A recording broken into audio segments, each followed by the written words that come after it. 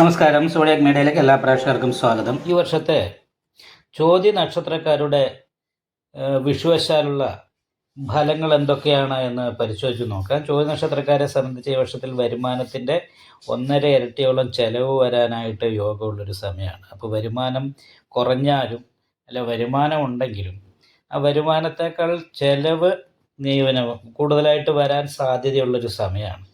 ചിലവ് നിയന്ത്രിക്കാൻ കഴിയാത്ത രീതിയിലുള്ള ഒരു ചെലവ് വർദ്ധിക്കും. അതേപോലെ തന്നെ ശൂലഷൾക്കങ്ങളിൽ അന്ത്യശൂലമാണ്.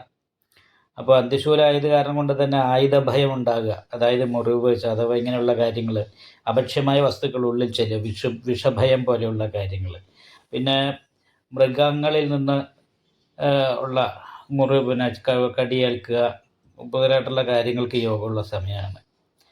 രക്തജന്യമായിരിക്കുന്ന രോഗങ്ങൾ വർദ്ധിക്കാനായിട്ട് സാധ്യതയുള്ള സമയമാണ്. അപ്പോൾ മൊത്തത്തിൽ നോക്കുന്ന സമയത്ത് ചോതി നക്ഷത്രക്കാരെ സംബന്ധിച്ചിടത്തോളം ഈ വിഷുവശാൽ കുറച്ച് ദുരിതങ്ങളൊക്കെ വർദ്ധിക്കാനായിട്ട് സാധ്യതയുള്ളത് കൊണ്ട് നല്ല പരിഹാരങ്ങളൊക്കെ ചെയ്യണം. കാരണം എന്ന് വെച്ചാൽ ചോതി നക്ഷത്രക്കാർക്ക് ഇപ്പം ഭാഗ്യസ്ഥാനത്താണ് വ്യാഴം സഞ്ചരിക്കുന്നത്. പക്ഷേ ഈ ജൂൺ മാസം വരുമ്പോൾ അത് 10ാം ഭാവത്തിലേക്ക് വ്യാഴം മറിയും. അപ്പോൾ ചാരവശാൽ 10ൽ വ്യാഴം നിൽക്കുന്ന അത്ര നന്നല്ല. അതേപോലെ തന്നെ 5ാം ഭാവത്തിൽ രാഹുവാണ്. അപ്പം മാനസികമായിട്ടുള്ള ടെൻഷൻ വർദ്ധിക്കാനും പൂർവ്വജന്മ ദുരിതം എന്ന് പറയുന്ന ഒരവസ്ഥയിൽ പൂർവികമായിട്ടുള്ള ഗുണദോഷങ്ങൾ, അതായത് ദോഷഫലങ്ങൾക്ക് ആധിക്യം വർദ്ധിക്കുകയും ചെയ്യും.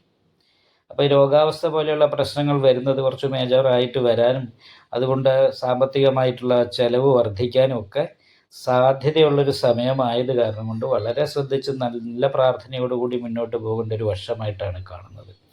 പ്രത്യേകിച്ചും ദശാസംബന്ധമായിട്ട് കൂടി അഷ്ടമാധിപതിയുടെ ദശാകാലമൊക്കെ ആണെങ്കിൽ വളരെ അധികം ദോഷങ്ങളൊക്കെ യോഗമുണ്ട്.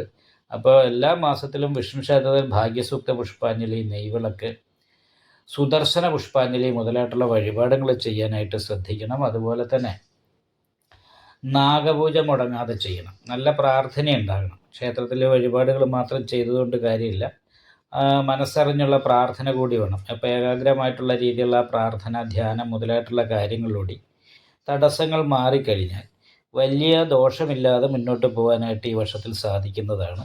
അതൊന്നും ശ്രദ്ധിക്കാതെ ഇരിക്കുന്നവരെ സംബന്ധിച്ച് പ്രതീക്ഷിക്കാത്ത സമയത്ത് എന്തെങ്കിലും അപകടങ്ങൾ, ശാരീരികമായിട്ടുള്ള രോഗങ്ങൾ, ഇങ്ങനെയുള്ള കാര്യങ്ങൾക്ക് സാധ്യതയുണ്ട്. അപ്പോൾ ശ്രദ്ധിക്കുക, നല്ല പരിഹാരങ്ങൾ ചെയ്യുക. ഇങ്ങനെയുള്ള കാര്യങ്ങളൊക്കെ ചെയ്തു കഴിഞ്ഞാൽ അനുകൂലമായിരിക്കുന്ന ഗുണഫലങ്ങൾക്ക് യോഗമാണ്. പ്രത്യേകിച്ചും കേതു ബാധയിലാണ് നിൽക്കുന്നത്. അപ്പോൾ ക്ഷുദ്രകാരകനാണ് കേതു. അപ്പോൾ തടസ്സങ്ങൾ വരുത്താനായിട്ട് സാധ്യതയുള്ളത് കാരണം കൊണ്ട് ഒന്ന് ശ്രദ്ധിക്കുക.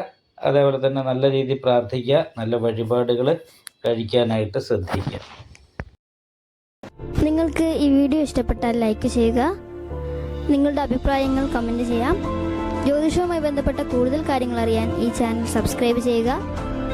ഞങ്ങളുടെ ഓൺലൈൻ കൺസൾട്ടൻസി നമ്പർ താഴെ ഡിസ്ക്രിപ്ഷൻ ബോക്സിൽ കൊടുത്തിട്ടുണ്ട്. ആവശ്യമുള്ളവർക്ക് കോൺടാക്റ്റ് ചെയ്യാവുന്നതാണ്.